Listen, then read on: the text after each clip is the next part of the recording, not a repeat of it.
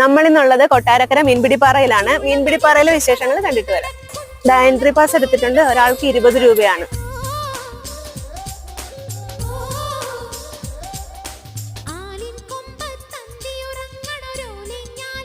ഇവിടെ ഒരു തൂക്കുപാലം ഉണ്ട്, നമുക്ക് കയറാം വാ.